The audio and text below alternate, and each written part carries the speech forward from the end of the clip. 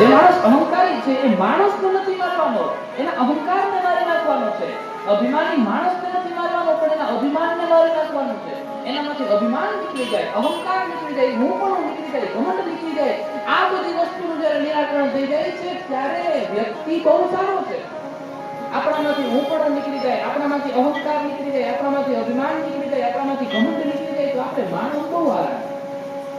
પણ આ અહંકાર, ઘમંડ, આ જે બધી વસ્તુઓ છે અંદર ભર્યું છે, એટલા માટે આપણે કોઈ ગમતા નથી. આ વસ્તુ જ્યારે આપણી અંદરથી નીકળી જાય તો આપણે માણસ બહુ સારા છે. ભગવાન યાદ રાખજો, તમારે તમારા ચરિત્રને એવું પવિત્ર બનાવવાનું છે કે તમે તમારું મોઢું જ્યારે આરીસામાં જોવા જાવ ને, તમારું મોઢું જોઈને તમને ખુદ એવું થવું જોઈએ નહીં, માણસ તો સારો છે.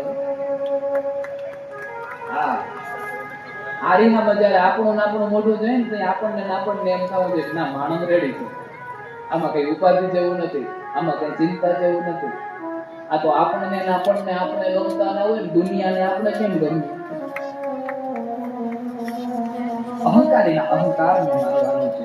7મો વર માંગતા કીધું છે કે દુશ્મનોથી હું ક્યારેય અપમાનિત ના થાઉં, કારણ કે દુશ્મનો હર હંમેશ આપણને અપમાનિત કરવાના પ્રયત્ન કરે છે, આપણને હેરાન કરવાના પ્રયત્ન કરે છે, આપણને દુઃખી કરવાના પ્રયત્ન કરે છે. દુશ્મનોથી ક્યારેય અપમાનિત ના થાઉં.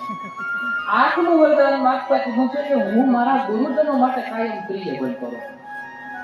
આપણને તો આપણા ગુરુ વાલા જ હોય, પણ આપણે આપણા ગુરુ વાલા છીએ, કારણ કે ગુરુના શિષ્ય કેટલા અનેક હોય. અનેક શિષ્યમાંથી એકાદ શિષ્ય ગુરુને વધારે વાલો હોય. બધા શિષ્ય ગુરુ વાલા ના હોય. શિષ્યને તો ગુરુ વાલા જ હોય છે, પણ ગુરુને શિષ્ય વાલા કેટલા? 8 વરદાન મહાદેવજી પાસેથી માંગ્યા છે. અને 8 વરદાન માંગી લીધું ને પછી ભગવાનને ખબર તો હતી જ કે શિવજી સાથે પાર્વતીજી આવ્યા છે.